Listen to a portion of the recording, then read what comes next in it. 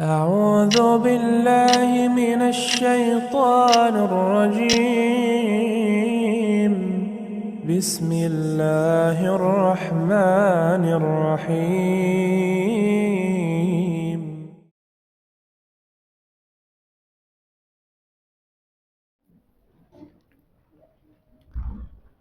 Bismillahirrahmanirrahim. Assalamualaikum warahmatullahi wabarakatuh. Alhamdulillah hamdan katsiran thayyiban mubarakan fi. Wa asyhadu an la ilaha illallah wahdahu la syarikalah. Iqrara bihi wa tauhida. Wa asyhadu anna Muhammadan abduhu wa rasuluh. Allahumma salli wa sallim wa barik ala nabiyyina Muhammad wa ala alihi wa ashabihi wa man tabi'ahum bi ihsanin ila yaumiddin.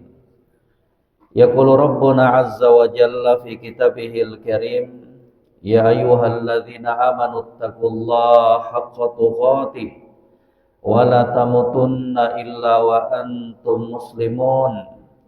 Ya ayuhan nasu taqu rabbakumul ladzi khalaqakum min nafsin wahidah wa khalaqa minha zawjaha wa batha minhuma rijalan katsiran wa nisaa'a wattaqullaha alladzi tasaaluna bihi wal arham innallaha kana 'alaikum raqiba. Amma ba'd. Alhamdulillah, bapak-bapak, ibu-ibu, jamaah kaum muslimin dan muslimat semuanya yang kami muliakan, rahimani wa rahimakumullah, kembali dipertemukan oleh Allah di masjid yang kita cintai ini. Semoga pertemuan kita di subuh hari berbahagia ini membawa kebaikan untuk kehidupan dunia, terlebih lagi akhirat kita. Salawat dan salam teriring tercurahkan kepada junjungan kita Nabi Muhammad sallallahu alaihi wasallam, kepada keluarga beliau, kepada para sahabat dan orang-orang yang mengikuti jejak beliau hingga akhir zaman kelak. Bapak Ibu jamaah sekalian, baru saja tadi kita mendengarkan pemaparan informasi bahwa di masjid kita ini akan diadakan perluasan ataukah pelebaran untuk para jamaah, terkhusus jamaah perempuan, dan ini merupakan kesempatan emas bagi kita semuanya, peluang untuk menanamkan amal jariah. Di dalam hadis yang sahih kata Nabi sallallahu alaihi wasallam, "Man bana baitan lillah, banallahu lahu baitan fil jannah. Man bana masjidan lillah, banallahu lahu baitan fil jannah." Barang siapa yang membangun masjid karena Allah, barang siapa yang membangun masjid karena Allah, bukan karena ingin mendapatkan pujian manusia, bukan karena ingin mendapatkan sanjungan manusia, tapi lillah, karena Allah. Orang-orang yang membangun masjid tersebut karena Allah, ikhlas karena Allah, maka ibu bapak, mari kita dengarkan ganjaran pahalanya.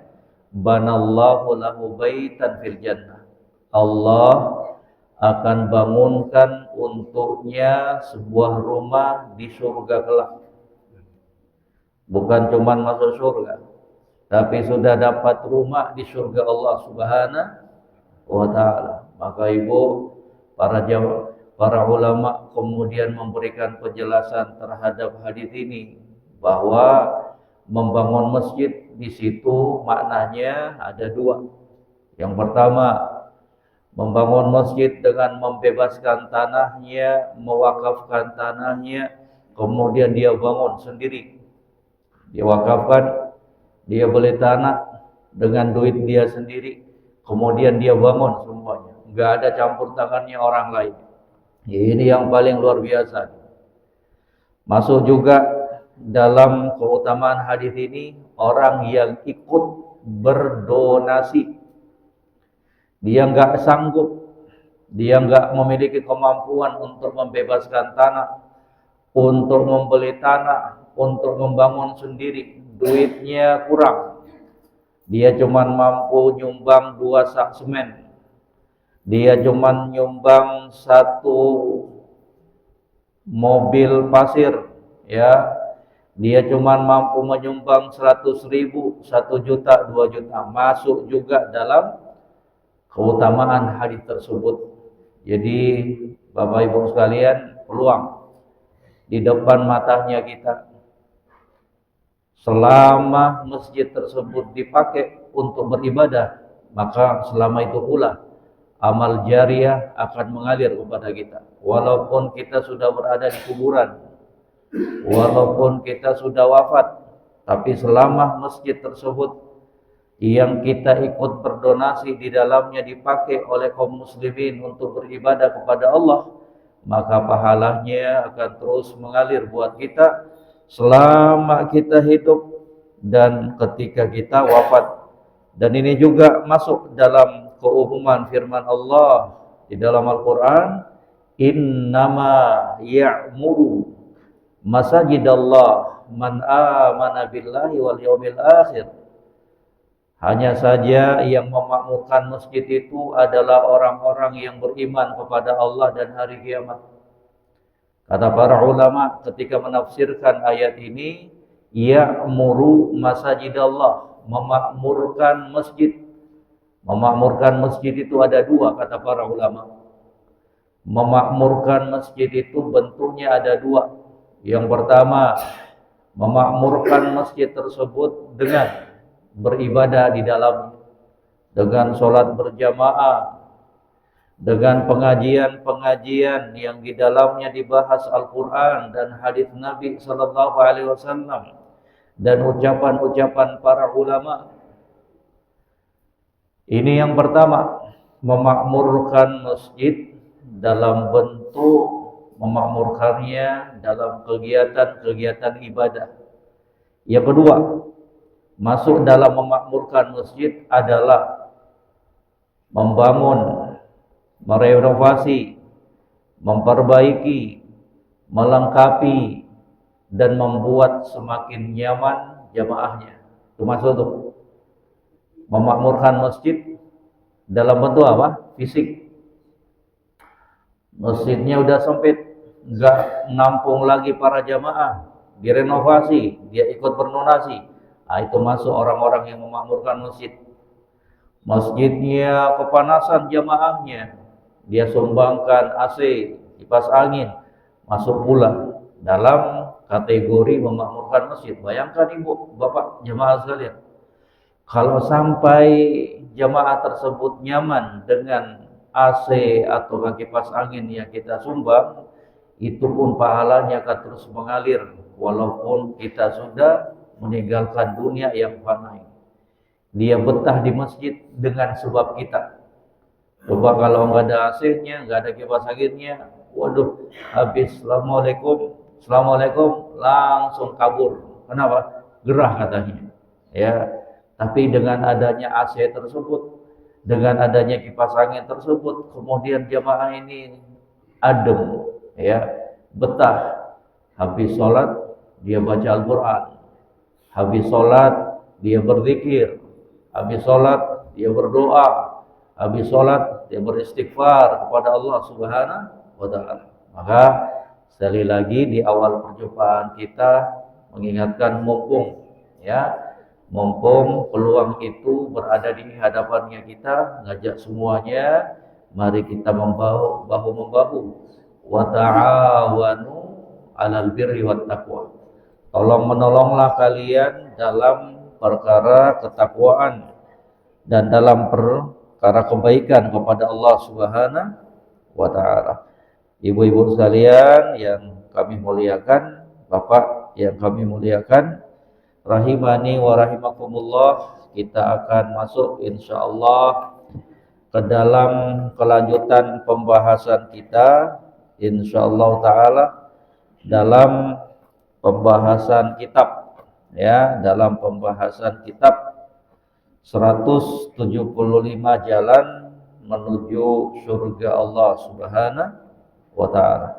Dan kita akan masuk ke pembahasan yang berikutnya dari amalan-amalan yang bisa kemudian mengantarkan dan memasukkan seorang hamba ke dalam surga Allah Subhanahu wa taala, yang merupakan impian, cita-cita tertinggi seorang muslim dan muslimah.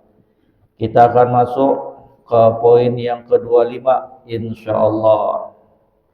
Katanya keutamaan membaca ayat kursi, dan sesungguhnya ayat kursi adalah salah satu sebab masuk ke dalam surga Allah Subhanahu wa taala. Ibu, kalau ada yang tanya, ya, kalau ada yang tanya surat apakah yang paling mulia di dalam Al-Quran, maka kata para ulama, surat yang paling mulia, surat yang paling hebat di dalam Al-Quran itu adalah apa? Surat apa Ibu? Bapak? Surat. Kalau ditanya surat, maka jawabannya suratul Fatihati, surat Al-Fatihah. Ya, itulah surat yang paling agung di dalam Al-Quran. Kalau ditanyakan ayat apa sih yang paling agung, maka jawabannya apa? Ayatul Kursi. Ayat kursi, ya, karena di dalamnya terdapat beragam kandungan-kandungan yang luar biasa. Di antara sebab yang membedakan ayat kursi, ayat, ya, bukan surat, ayat yang paling agung dalam Al-Quran itu apa?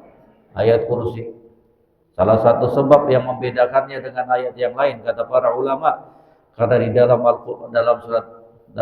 ayat kursi tersebut terdapat nama-nama Allah Subhanahu wa taala yang mulia, ya, Al-Hayyu Al-Qayyum, ya, di antaranya Al-Hayyu Al-Qayyum, subhanallah.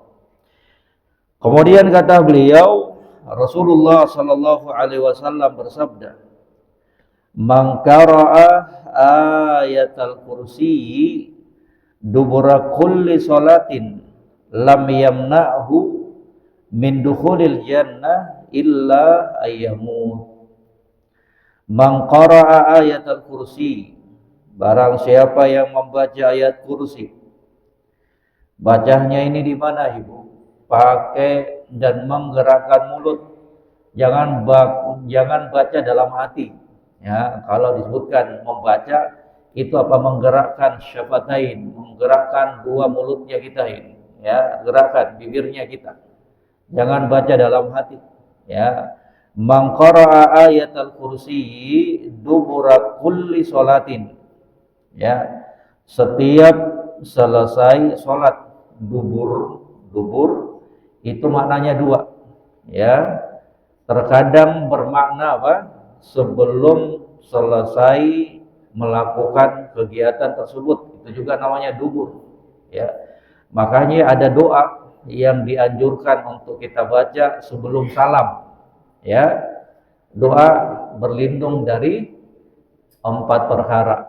Berlindung dari fitnah kubur, berlindung dari Al-Masih Ad-Dajjal, ya, berlindung dari fitnah hidup dan mati. Itu juga disebutkan duburus sholat, sebelum apa? Di akhir dari sholat, artinya apa? Sebelum salam. Dubur sholat juga artinya apa? Selesai, ketika selesai melakukan sholat, ya. Dan itulah makna dari hadis ini. Kata Nabi, barang siapa yang membaca ayat kursi setiap, ya, selesai melakukan sholat. Sholat di sini maknanya apa? Sholat wajib, bukan sholat sunnah. Sholat wajib. Setiap dia selesai sholat wajib, sholat 5 waktu, dia berzikir, kemudian dia pun membaca ayat kursi. Ya, lam yamna'hu min dukhulil jannah illa ayyamut. Yaitu kalau ada ibu pegang bukunya bapak, itu bukan bacanya lam yamna'hu, tapi disukun lam yamna'hu, itu yang benar, karena huruf lam dalam bahasa Arab itu menjazmkan kata setelahnya, membuat kata setelahnya itu sukun. Lam yamna'hu, bukan lam yamna'hu, tapi lam yamna'hu. Maka katanya siapapun dia, perempuan dan laki-laki, yang membaca ayat kursi di setiap selesai sholat, lam yamna'hu min dukhulil jannah illa yamut, maka tidak ada yang dapat menghalanginya untuk masuk ke dalam surga kecuali jika dia mati. Artinya apa? Dia akan masuk ke dalam surga Allah dengan rahmat dan karunia-Nya kalau dia sudah wafat. Ya, ini menunjukkan betapa mulianya ayat yang satu ini, ayatul kursi. Ya, semoga bapak-bapak, ibu-ibu tadi setelah sholat baca ayat kursi ini. Ya, ya ibu, ada baca enggak bapak ibu? Kayaknya baca semua, cuman malu-malu, takut riak. Iya, dia dibaca ibu, baca bapak, dibaca ini. Ya, ayat kursi. Setiap selesai apa? Setiap selesai sholat 5 waktu. Ya, kata Nabi, enggak ada yang dapat menghalangi antara dia dengan surga Allah kecuali jika dia mati. Artinya kalau dia mati, maka dia bakalan masuk ke dalam surga Allah Subhanahu wa ta'ala selama dia menjauhi kesyirikan, selama dia menjauhi dosa-dosa besar. Dan juga disebutkan di dalam riwayat yang lain tentang keutamaan ya membaca ayat kursi ini adalah orang tersebut akan mendapatkan penjagaan dari Allah Subhanahu wa ta'ala.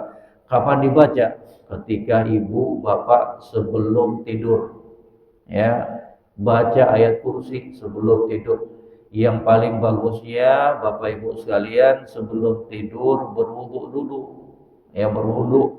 Ya, seperti wudu ketika hendak sholat, itu luar biasa. Itu dibiasakan. Itu kebiasaan yang baik.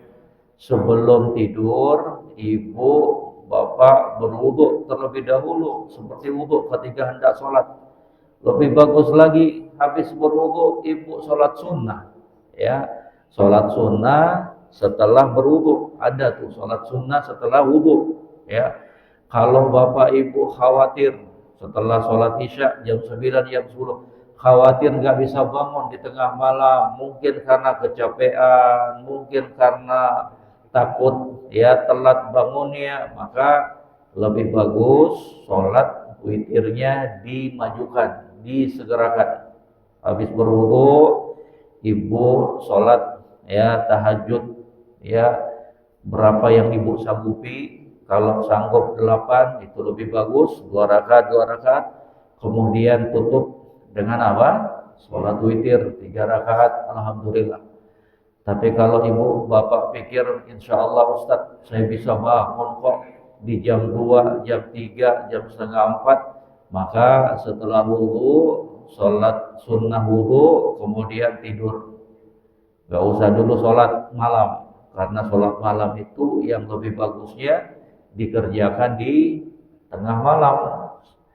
Sholat witir itu dijadikan sebagai penutup sholat malamnya kita, itu lebih bagus. Tapi kalau khawatir ya telat bangunnya nanti kebablasan, gak sempat lagi sholat tahajud, gak sempat lagi sholat witir, maka lebih bagus disegerakan. Makanya Nabi pernah berpesan kepada Abu Hurairah radhiyallahu ta'ala. Abu Hurairah mengatakan, "Ausoni khalili bi thalathin." Kekasihku Nabi sallallahu alaihi wasallam pernah memberikan wasiat kepadaku tentang 3 perkara. Ini wasiat Nabi kepada Abu Hurairah.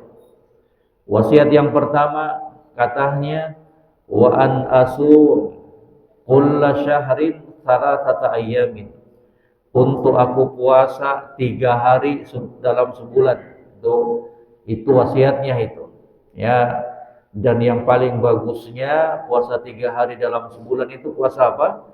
Ayyamul bid, puasa putih. Pernah dengar Ibu? Ayyamul bid, puasa putih. Ya, kapan itu?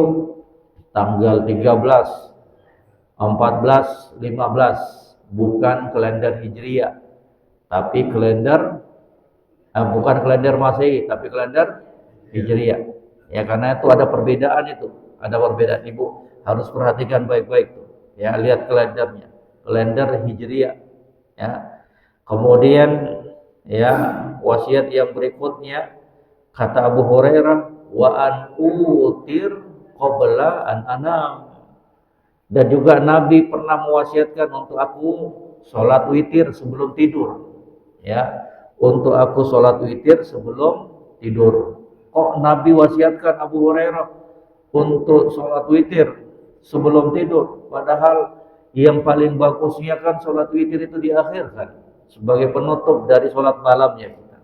Kata para ulama, Nabi memberikan wasiat kepada Abu Hurairah ini karena Nabi tahu bahwa Abu Hurairah itu ya sering telat tidurnya. Kenapa? Bukan untuk ngobrol, bukan untuk nonton bola, tapi apa? Untuk mengulangi pelajaran-pelajaran dan hadis-hadis yang dia dapatkan dari Nabi Shallallahu Alaihi Wasallam. Maka kata para ulama, orang-orang yang ya keadaannya seperti Abu Hurairah takut, kalau khawatir kalau nanti telat bangunnya di tengah malam, dia ghalabatudh, perasaan dia, dugaan dia ini nggak bisa bangun saya ini tengah malam, maka lebih bagus ibu kemudian apa? Dimajukan sholat tahajudnya, sholat witirnya. Ya, jadi tidak dipersyaratkan untuk sholat tahajud itu harus tidur terlebih dahulu, walaupun tidur itu lebih bagus. Ya, jadi bukan syarat. Kapan dimulainya sholat tahajud, sholat malam itu ketika selesai sholat isya. Disitulah awal dimulainya sholat malam sampai sebelum dikumandangkannya azan subuh yang menunjukkan masuknya sholat subuh. Jadi kalau sudah dikumandangkan azan subuh, maka ibu nggak boleh lagi sholat witir, nggak boleh lagi sholat tahajud karena waktunya sudah habis. Jadi ini nih ya, sebelum tidur jangan lupa baca apa? Ayat kursi. Ya, baca doa-doa yang dianjurkan sebelum tidur, kemudian baca ayat kursi. Itu luar biasa tuh ya, akan mendapatkan penjagaan Allah Subhanahu wa ta'ala. Kalaupun Allah takdirkan kita wafat di saat itu, berapa beruntungnya orang ini. Sudah berwudu sebelum tidur, sudah baca zikir-zikir sebelum tidur, sudah baca ayat kursi. Ya, jadi jangan main HP sampai ketiduran, kebablasan. Ya, zikir tidurnya HP. Ya, jaga ibu. Ya, karena kita nggak tahu, ibu, tidur itu kematian kecil. Artinya apa? Bisa jadi ketika tidur itu kita nggak kembali lagi di dunia ini. Ya ibu, berapa banyak orang-orang yang mengalami kejadian seperti ini nih. Ya, tidur. Tahu-tahunya dibangunin oleh istrinya, anak-anaknya, ternyata nggak bisa bangun lagi, alias apa? Wafat. Maka jangan pandang enteng perkara yang satu ini, karena kematian itu dia selalu berada di hadapannya kita, selalu mengintai kita. Usahakan kita setiap harinya harus siap untuk menghadapi kematian itu. Ya, Jangan mentang-mentang masih muda, jangan mentang-mentang karena sehat, jangan mentang-mentang karena nggak ada penyakitnya, kemudian kita merasa jauh dari yang namanya kematian. Nauzubillah. Ya, harus kita yakini, ya, fa idza jaa ajaluhum la yastakhiruna anhu sa'ata wa la yastaqdimun. Kalau sudah datang ajal kematian, maka mereka tidak akan sanggup untuk memajukan atau kan mengundurkan kematian tersebut walaupun sesaat. Jadi hati-hati, ini sebagai bentuk penjagaan kita. Ya, sebelum tidur baca zikir-zikirnya, baca ayat kursi. Ya, kembali kepada pembahasan kita bahwa hadis yang berada di hadapan kita ini, Bapak Ibu sekalian, memberikan pelajaran dan informasi kepada kita bahwa ayat kursi itu merupakan salah satu sebab yang akan memasukkan seorang hamba ke dalam surganya. Jadi kita sudah mengetahui ilmunya. Sekarang giliran kita apa? Mengamalkannya. Belajar agama itu bukan sekedar pengen tahu doang. Oh gitu toh. Oh itu keutamaannya, tapi nggak diamalkan, ya sama doang tuh. Jadi belajar ilmu agama, kita hadir dalam sebuah majelis ilmu, dengarkan ilmu agama, tujuannya tuh apa? Diamalkan. Itulah zakatnya ilmu. Jadi bukan cuma harta doang yang ada zakatnya, ilmu juga itu ada zakatnya. Apa zakat ilmu itu? Untuk diamalkan dan disebarluaskan. Itulah zakatnya ilmu. Diamalkan dan dia apa? Sebar luaskan, ajarkan. Ibu ajarkan kepada anak-anak, kepada teman-teman. Bapak ajarkan kepada istri, kepada teman-teman, kepada keluarga. Beritahu mereka. Jangan kemudian lalai dari amalan yang satu ini, karena merupakan amalan yang bisa menyebabkan kita masuk ke dalam surga Allah Subhanahu wa ta'ala. Kemudian yang berikutnya, ya, poin yang ke-26. Apakah yang dikatakan oleh surga dan neraka tentang mereka? Rasul sallallahu alaihi wasallam bersabda, "Man sa'alallaha al-jannata thalatha marrat, qalatil jannatu Allahumma adkhilhul jannah, wa man istajara minan nar thalatha marrat, qalatin naru Allahumma ajirhu minan nar." Kata Nabi sallallahu alaihi wasallam, barang siapa yang meminta, memohon surga kepada Allah 3 kali, maka surga tersebut akan berkata, coba ibu perhatikan, katanya qalatil jannatu, surga tersebut akan berkata, Allahumma adkhilhul jannah, ya Allah, masukkan dia, masukkan hamba yang sudah berdoa meminta sebanyak 3 kali surgamu itu, masukkan dia ke dalam surgamu.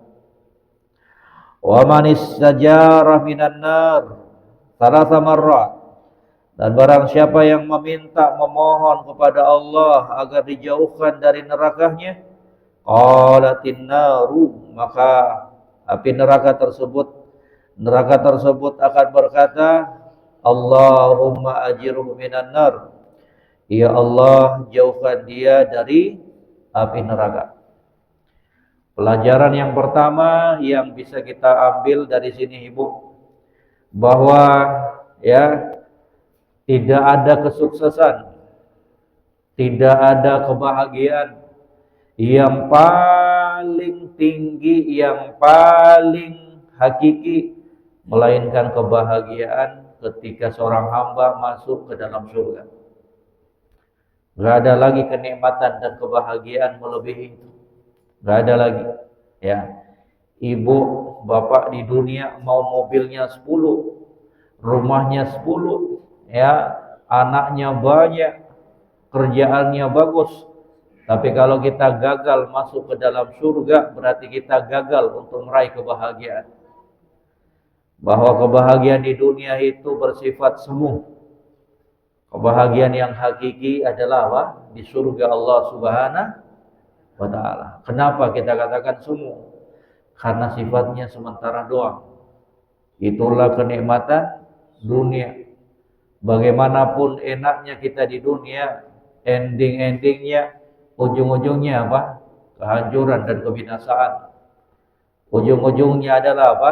Kematian. Maka jangan sampai kemudian obsesi tertinggi kita adalah apa? Dunia. Ya. Tapi jangan dipahami habis kajian pulang ke rumah minta surat rumah sama suaminya, bang, jual semuanya. Kata Ustadz ini kebahagiaan yang semu. Mobil jual semua, enggak demikian. Silahkan nikmati dunia, silahkan. Silahkan. Ya, selama itu kita dapatkan dengan cara yang halal, silahkan. Silahkan. Nikmati rumahnya kita, silahkan. Nikmati kendaraannya kita, silahkan. Tapi jangan kemudian kesemua yang kita miliki itu menjadikan kita lengah dan lalai dari beribadah kepada Allah Subhanahu wa ta'ala. Itu aja. Itu aja pesan buat kita semuanya. Karena itu bukan puncak kebahagiaan yang kita ingin raih. Bukan itu. Yang kita ingin raih apa? Surga Allah Subhanahu wa ta'ala. Dan tidak ada keselamatan yang lebih hakiki dibandingkan keselamatan ketika kita selamat dari neraka Allah. Apapun musibah yang kita alami di dunia ini, demi Allah tidak ada apa-apanya.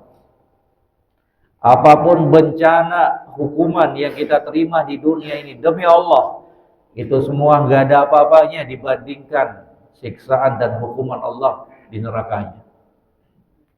Orang mau miskin bagaimanapun di dunia ini, orang mau bagaimanapun sakit di dunia ini, itu nggak ada apa-apanya dibandingkan siksaan di neraka Allah Subhanahu wa ta'ala.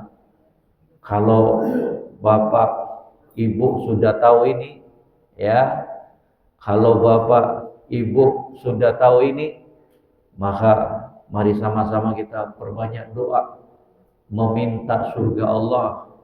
Kita banyak berdoa berlindung dari neraka Allah Subhanahu wa ta'ala. Jangan selama ini doa yang terbanyak minta materi doang. Ya, doanya kita kan selama ini apa ibu? Kebanyakannya minta materi. Ya Allah, ya Allah, lapangkan rezekiku ya Allah. Ya Allah, perbanyak duitku ya Allah. Ya Allah, perbagus jabatanku ya Allah. Lupa kita bahwa di sana ada permintaan yang seharusnya selalu dan selalu kita panjatkan dan kita mohon kepada Allah. Apa itu?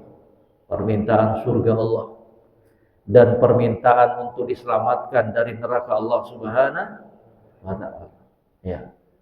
Makanya ya di dalam hadis yang panjang itu Bapak Ibu tahu enggak? Ketika Allah bertanya kepada malaikat, gimana sekiranya hambaku itu kalau mereka lihat neraka? Ya, subhanallah. Malaikat aja setelah ya malaikat penjaga neraka itu setelah diperlihatkan neraka oleh Allah udah nggak pernah senyum lagi. Kenapa? Karena dahsyatnya neraka Allah Subhanahu wa ta'ala. Ya.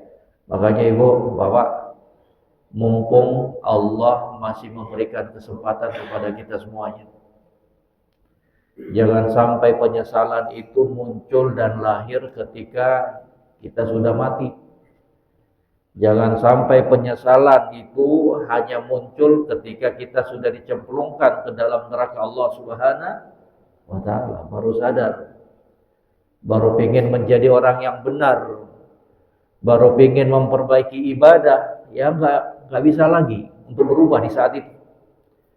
Perubahan itu bisa kita lakukan ketika kita masih hidup. Perubahan itu masih bisa kita lakukan ketika kita masih diberikan umur dan usia oleh Allah. Kalau sudah mati, sudah beda lagi ceritanya. Kita mau berangan-angan pun udah gak bisa lagi. Ya, gak bisa lagi. Maka peluang hidup yang cuma datang sekali ini mari kita manfaatkan bersama Bapak Ibu sekalian. Apalagi umur kita setiap harinya terus berkurang.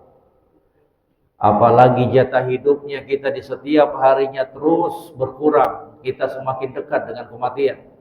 Makanya kalau bertambah umur, ya bertambah usia, jangan malah senang. Harusnya bersedih. Karena jatah hidupnya kita semakin berkurang.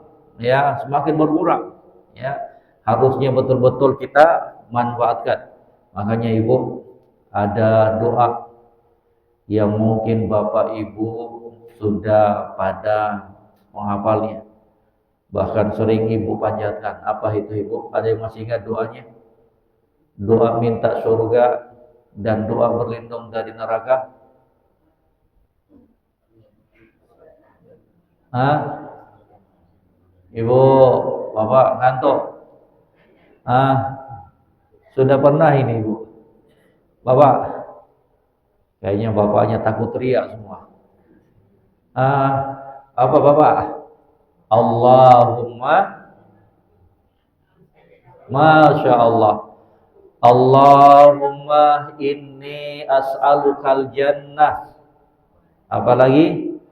Wa ma qarraba ilaiha min qaulin wa amalin. Masya Allah. Ya. Wa a'udzubika minan nar. Wa a'udzubika minan nar. Wa ma qarraba ilaiha min qaulin wa amalin. Jangan lupa doa itu Ibu Bapak. Ya, ayo sama-sama. Allahumma, Allahumma. Kalau nggak diamalkan Ibu, nggak pernah dibaca, lupa kita. Makanya dibaca terus. Ya, Allahumma, Allahumma. Jangan loyo-loyo Bapak Ibu. Kalau doa minta rumah keras banget suaranya. Allahumma, Allahumma inni as'alukal jannah. Allahumma inni as'alukal jannah wa ma qarraba ilaiha wa ma qarraba ilaiha wa ma qarraba ilaiha min qaulin wa amalin. Ayo Ibu dari awal. Allahumma inni as'alukal jannah wa ma qarraba ilaiha min qaulin wa amalin. Ya Allah, aku minta surgamu wahai Allah. Dan juga aku meminta untuk aku bisa lebih dekat dengan surgamu. Wa ma qarraba ilaiha. Biar saya bisa dekat dengan surgamu. Min qaulin wa amalin. Dengan aku mengamalkan ucapan dan perbuatan yang bisa semakin mendekatkan diriku dengan surgamu. Wa a'udzu bika. Ayo, wa a'udzu bika. Wa a'udzu bika minan nar wa ma qarraba ilaiha min qaulin wa amalin. Wa a'udzu bika minan nar wa ma qarraba ilaiha min qaulin wa amalin. Mudah kan? Tinggal ganti doang itu. Al-jannah wan nar. Lafadznya sama. Allahumma inni as'alukal jannah wa a'udzubika minan nar. Ya, ya Allah, saya berlindung kepadamu dari neraka dan dari perkara-perkara yang bisa menyebabkan aku lebih dekat dengan nerakamu dari ucapan dan perbuatan. Artinya, Kalau ibu baca doa ini, Allah akan memberikan hidayah dan taufik kepada ibu, bapak sekalian, agar bisa berucap dengan ucapan yang semakin mendekatkan ibu dengan surga. Lisannya ibu akan dijaga dari gosip, mulutnya bapak ibu akan dijaga dari dusta, wa amalin, juga akan dijaga oleh Allah perbuatan-perbuatannya bapak ibu sekalian dari perbuatan yang bisa semakin mendekatkan ibu kepada neraka. Ibu akan dijaga dari perbuatan kemaksiatan. Itulah gunanya doa ibu, ya, agar dilindungi oleh Allah dari perbuatan dan ucapan yang bisa menjerumuskan kita ke dalam neraka. Doa yang agung nih, ya, dihafal, diamalkan, ya. Baca terlebih khusus di waktu-waktu yang mustajab. Boleh dibaca ketika kita sujud. Setelah baca subhana rabbiyal a'la, subhana rabbiyal a'la, boleh ibu baca ini, ya. Kalau imamnya belum naik ke atas, melanjutkan rakaat yang berikutnya, perbanyak doa di sujud, karena itu adalah waktu yang mustajab untuk berdoa. Kata Nabi sallallahu alaihi wasallam, aqrabu ma yakunu bainal 'abdi wa rabbih wa huwa sajidun fa aktsirud du'a. Kondisi yang paling bagus, yang paling dekat antara seorang hamba dengan Allah adalah ketika dia sujud, maka perbanyaklah doa, ya. Jadi bukan cuman dikhususkan di sujud rakaat terakhir doang, enggak. Tapi semua sujud itu disyariatkan, dianjurkan untuk perbanyak doa selama tidak ketinggalan dari pergerakan imam.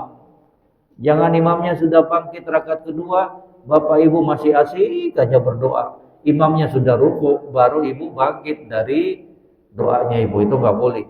Karena imam itu dijadikan untuk diikuti. Kalau ibu sholat sendiri, bolehlah ibu, silakan. Perlama sujudnya ibu, silakan. Ya, wallahu taala a'lam. Barakallahu fiik. Sampai sini dulu, kita buka sesi tanya jawab. Kalau ada waktu kita lanjut lagi di poin yang ke-27. Ada yang mau ditanyakan Bapak Ibu? Ya, silakan Ibu.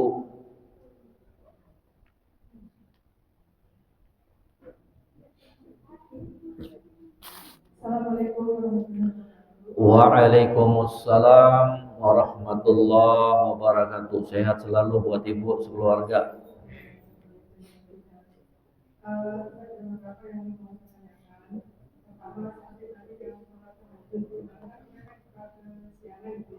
Ibu apa?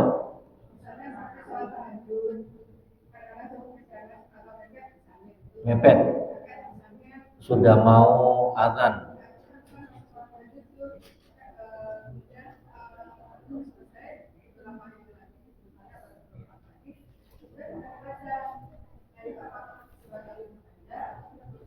Masya Allah. Barakallahu fiik. Satu dulu Ibu ya. Nanti lanjutkan lagi sebentar. Katanya gimana tuh kalau momentumnya, keadaannya kita sholat, ya, kita sholat tahajud, sholat lail, sholat malam, waktunya udah mepet, ya, kita khawatir dikumandangkan azan. Makanya caranya seorang muslim dan muslimah harus pandai-pandai melihat kondisi dan keadaan. Kalau dia sudah tahu ini tinggal 5 menit, ya jangan sholat tahajud lagi, tapi apa? Sholat witir. Paham ya? Ibu bapak, tinggal lihat kondisinya. Ya, kalau ya, barakallahu fiik, katanya sholat witirnya sudah. Sholat witirnya dia sebelum tidur. Ternyata Allah berikan dia kemudahan untuk bangun lagi. Berarti nggak boleh sholat witir lagi. Dia cuma sholat tahajud. Ibu kalau sudah lihat tinggal 3 menit, ya jangan lagi sholat tahajud. Cukupkan aja dengan sholat tahajud yang ibu sudah lakukan. Tapi kalau masih ada waktunya, ya 5 menit, 10 menit, ibu sholat. Tapi apa? Peringkas dan peringan. Diringankan. Jangan baca surat-surat yang panjang. Oh, sudah tahu waktunya sudah mepet, ya. Jadi kalau sudah mepet, baca surat-surat yang pendek aja, diringkas dan diperingat sholat tahajudnya tersebut. Ya, jangan sampai nanti ibu ya baca keasikan panjang sementara azan sudah dikumandangkan. Jadi nggak diperbolehkan. Jadi diperingkas ya. Jadi tinggal lihat kondisi dan keadaannya. Makanya ibu maaf, ada sebuah syariat di dalam Islam yang mungkin sebagian masjid itu, bahkan sebagian besarnya itu tidak mengamalkannya. Apa itu?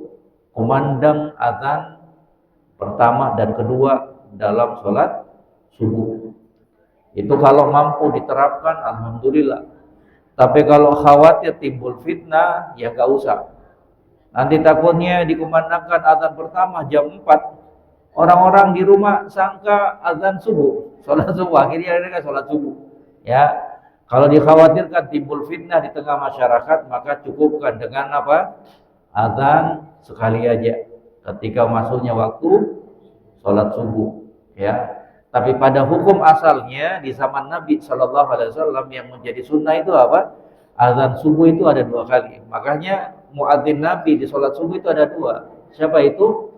Hah? Siapa? Hah? Bilal dengan Ibnu Ummi Maktum. Bilal yang mengumandangkan azan yang pertama. Azan yang kedua dikumandangkan oleh apa? Ibnu Ummi Maktum. Makanya Nabi mengatakan apa? Kulu washrabu. Kalau kalian pengen puasa, maka makan dan minumlah di subuh hari sampai kalian apa? Mendengarkan azan yang dikumandangkan oleh apa? Ibnu Ummi Maktum. Ya. Jadi kalau di masjidnya kita, di rumahnya kita, masjid di rumahnya kita cuma mengumandangkan azan yang sekali aja, maka diperhatikan baik-baik. Kalau sudah mepet waktunya, sudah peringkas saja. Ya, takutnya nanti masuk waktu subuh. Barakallahu fiik. Demikian Ibu. Yang kedua Ibu. Yang kedua, mungkin kita pertanyaannya, kalau misalnya selama tempat ibadah itu dipakai, misalnya amandannya kan mengalir terus waktu orang tersebut sudah tidak ada. Tapi kalau misalnya satu bangunan orang itu menyumbang bangunan itu, kemudian bangunannya itu dirobohkan, apakah kan sudah dipakai lagi itu yang ibadah, apakah tetap dia juga akan masih mendapatkan pahala darinya atau sudah berhenti karena bangunannya sudah dipakai lagi, karena sudah diganti dengan bangunan yang baru. Terima kasih. Barakallahu fiik, pertanyaannya bagus ya. Katanya gimana tuh kalau semisalkan ada masjid ya, masjidnya sudah tua, masjidnya udah sempit, jamaahnya makin banyak, nggak bisa nampung jamaahnya lagi karena saking banyaknya. Akhirnya masjid bangunan yang tua itu dirobohkan, direnovasi dengan masjid yang baru, dengan para penyumbang yang baru. Apakah orang yang nyumbang pertama kali tersebut akan tetap mendapatkan amal jariah? Kita katakan yurja, diharapkan demikian. Diharapkan demikian. Jangan khawatir ya. Karena dengan sebab dia, dengan sebab sumbangan dia, masjid itu ada. Ya, jadi jangan khawatir. Diharapkan demikian. Yurja. Orang tersebut akan tetap mendapatkan amal jariah, pahala jariah, walaupun bangunan tersebut ya sudah direnovasi. Jadi jangan khawatir, Allah nggak akan menyia-nyiakan amalan perbuatan sang hamba selama hamba tersebut tulus ikhlas di dalam mengerjakannya, tidak mengharapkan ria dan sanjungan manusia. Beda halnya kalau betul-betul dihancurkan, ya. Apa yang dia sumbangkan tersebut, contohnya masjidnya sudah selesai, qaddarallah wa masyafa'an, ternyata masjidnya tersebut masuk dalam ya pelebaran jalan, dihancurkan oleh pemerintah, qaddarallah wa masyafa'an. Kalau sudah itu beda lagi ceritanya, ya. Kalau sudah dihancurkan, misalkan karena ada kemaslahatan yang lebih besar yang ditinjau dan dipandang oleh pemerintah di saat itu, maka apa? Udah selesai, pahalanya udah selesai juga. Ya. Tapi kalau masjidnya tersebut kemudian dibangun di tempat yang lain, dirubuhkan, tapi dibangun di tempat yang lain, ya maka diharapkan juga tetap orang tersebut mendapatkan pahala amal jariah. Jadi nggak usah khawatir, ya insya Allah selama kita menyumbang pembangunan masjid, ya ataukah sarana-sarana yang bisa dipakai oleh kaum muslimin, membangun sumur, itu juga luar biasa itu, membangun tempat minum untuk kaum muslimin, mengalirkan air dari sungai ke rumah-rumah masyarakat, itu juga amal jariah selama semuanya kepakai oleh kaum muslimin. Wallahu ta'ala alam, barakallahu fiik. Jadi jangan khawatir, insya Allah orang-orang yang nyumbang di pembangunan yang pertama tadi juga tetap diharapkan akan mendapatkan amal jariah. Wallahu ta'ala alam. Ada yang lain Bapak Ibu? Bapak Ibu, ada lagi yang lain? Kalau enggak ada kita lanjut atau cukup kan? Cukup. Alhamdulillah. Cukup sampai sini Ibu. Ya diingat-ingat ya faedah-faedah yang telah kita paparkan. Jangan lupa juga tadi dihafalkan ya Ustaz. Saya belum hafal ayat kursi, ya dihafalkan dikit-dikit ya. Kalau belum hafal boleh enggak Ustaz saya bawa buku zikir ketika selesai sholat saya baca? Jawabannya boleh ya. Jadi boleh, kalau ibu bapak belum hafal jangan malu-malu, ambil buku kecil, buku saku itu baca ya. Wallahu ta'ala alam. Semoga bermanfaat. Apa yang benar datangnya dari Allah, apa yang keliru itu dari kami dengan segala macam keterbatasan. Juga kekeliruan tersebut datangnya dari syaitan. Wa akhiru da'wana alhamdulillahi rabbil alamin. Subhanakallahumma bihamdik asyhadu an la ilaha illa anta astaghfiruka wa atubu ilaik. Wassalamualaikum warahmatullahi wabarakatuh.